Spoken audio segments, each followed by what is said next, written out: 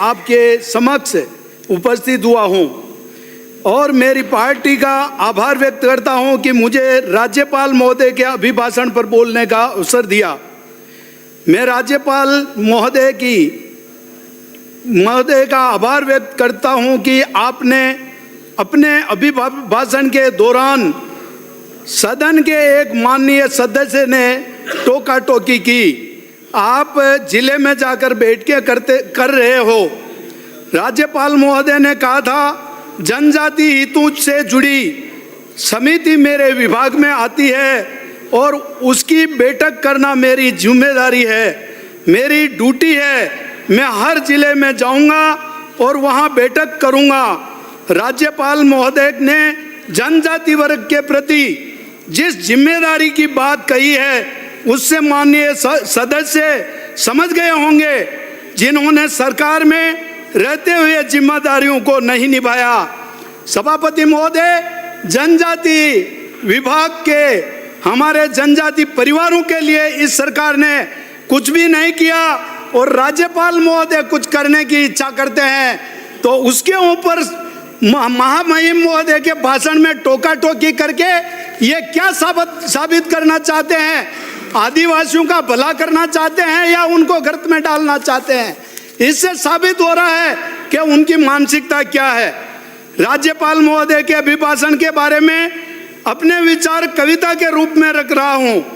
भगवान कांग्रेस का भला कभी नहीं करेगा जिन्होंने नई पीढ़ी का हक मारा है, पेपर लीक करा कर किया पैसों का बंटवारा है, करो घोटाले और लूट खाओ, यही कांग्रेस का भला। भगवान कांग्रेस का भला कभी नहीं करेगा जिन्होंने गरीबों का हक मारा है।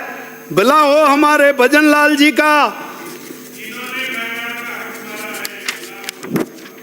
जिन्होंने 100 FIR दर्ज कराकर लुटेरों को जेल तक पहुंचाया है।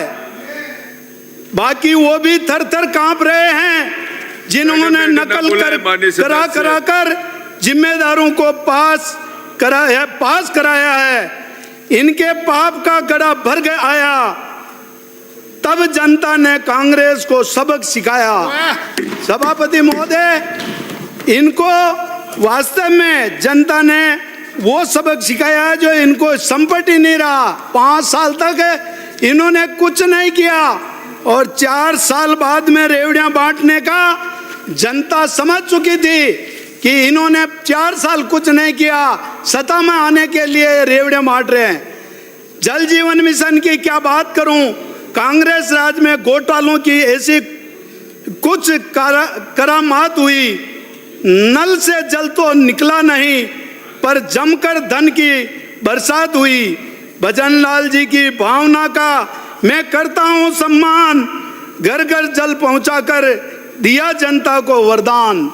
सभापति महोदय, इसमें इनके जल जीवन मिशन में भी बहुत सारे घोटाले हुए। मेरी विधानसभा के अंदर शकल देख देख के तिलक लगाते थे कि यहाँ पर हमारी पंचायत है, वहाँ पर वो काम नहीं करते थे और उनके जहाँ पर जो वोट जहाँ मिलते थे वहाँ पर उन्होंने काम कराया। मगर सरकार के इस झूठे वादे से जनता समझ चुकी थी और इनको 2023 में भी 1.5 गुना वोटों से हरा कर बता दिया। कोयले की कमी बताकर कांग्रेस ने जनता को अंधेरे में सुलाया था, गांव गरीब और किसानों को खूब सताया था। इसलिए जनता ने कांग्रेस को रसातल में पहुंचाया था। 1 साल में भजन सरकार ने नौकरियों की गंगा बहाई, 60,000 बेरोजगारों को नौकरियां दिलाई, 2.25 लाख की भर्ती जारी है, 5 साल में 4 लाख की इच्छा शक्ति दिखाई है। सभापति महोदय, अब मैं इनको इतना बताना चाहता हूं कि पूर्व में जो इनकी सरकार थी, हमारे उद्योगों को बंद करने का इन्होंने मानस बनाया और हमारे राजस्थान के अंदर जो उद्योग थे जो बंद होने की कगार पर आधे से ज्यादा बंद हो गए और हजारों लोग रोजगार कमा रहे थे उनको बेरोजगार कर दिया। हमारे राजस्थान का क्रूड दूसरे प्रदेशों में जा रहा है और उनकी रॉयल्टी जो यहाँ राजस्थान में रॉयल्टी कट रही है वही प्रदेश में दूसरे में जा रही है, उसमें भी रॉयल्टी वही होने की वजह से कच्चा माल दूसरे प्रदेशों में जाने से हमारा ग्रेनिंग यूनिट जो वास्तव में उद्योग है, कच्चा माल को पीस कर बेचते थे, उनका रॉयल्टी बराबर होने की वजह से दूसरी जगह दूसरे प्रदेशों में कच्चा माल ले जाकर वहाँ ग्राइंडिंग करवाने से हमारे हजारों लोग बेरोजगार हो गए और उद्योगपति बेचारे कनेक्शन कटवा दिए और आधे से ज़्यादा उद्योग बंद हो चुके हैं। मैं भजन लाल जी हमारे मुख्यमंत्री जी से आशा ही नहीं, हमारी सरकार से उम्मीद करता हूं कि इस रॉयल्टी का जो राजस्थान में रॉयल्टी कट रही है उससे 4 गुना या 5 गुना दूसरे प्रदेश में अगर जाता है तो उसकी रॉयल्टी बढ़ाकर हमारे यहाँ पर राजस्व भी एकत्रित करें और हमारे उद्योगों को चलाने के लिए भी आपकी सहमति हो। ऐसा पूर्व सरकार ने जो किया उससे हमारी आम जनता को वास्तव में राहत मिलेगी, आशा ही नहीं पूर्ण विश्वास है। हमारे मंत्री महोदय इस पे गहनता से छानबीन करके और हमारे यहाँ के उद्योगों को और रोजगार को बढ़ावा दें।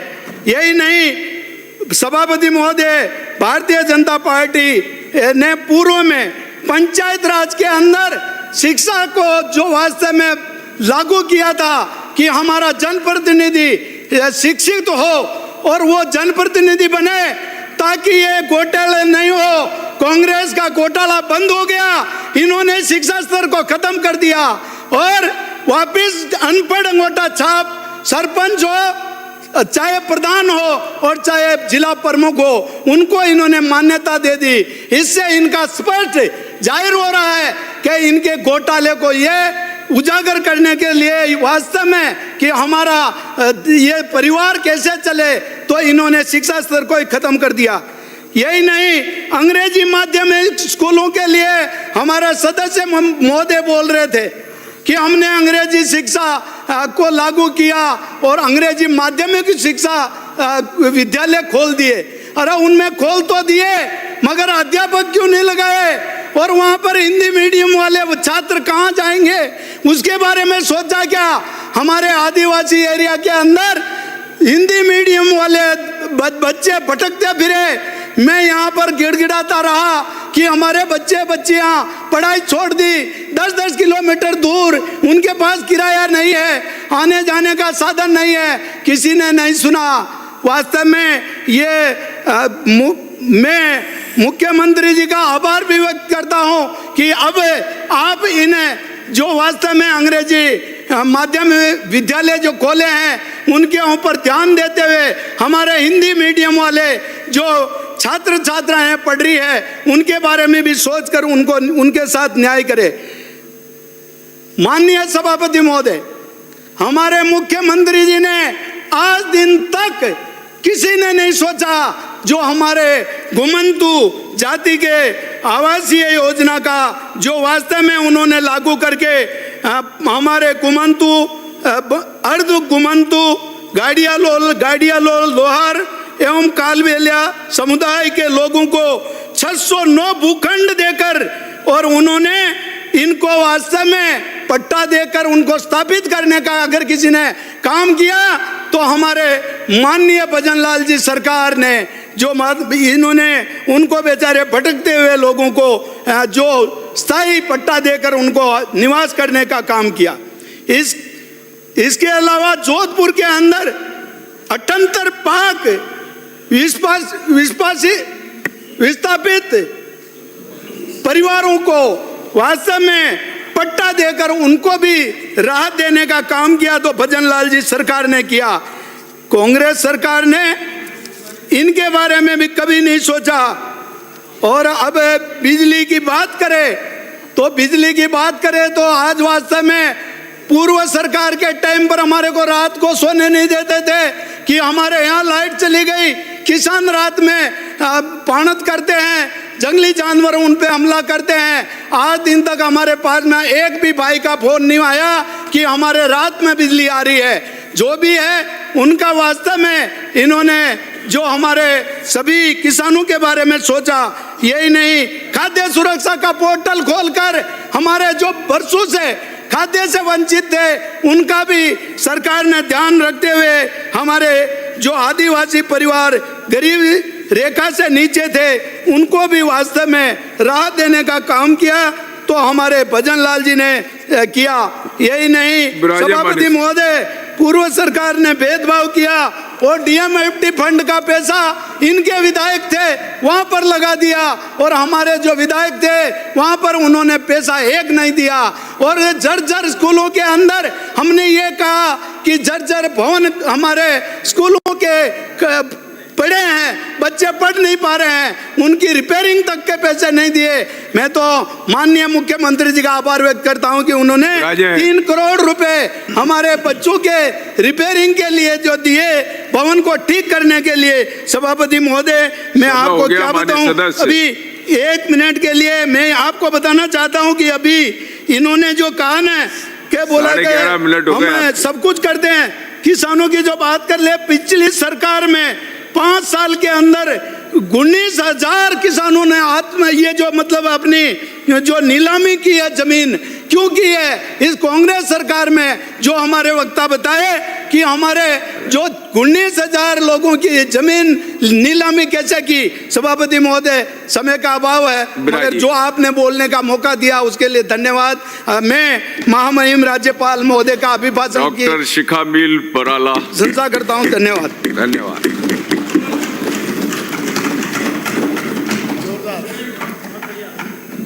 माननीय अध्यक्ष महोदय का, सभापति महोदय का आभार कि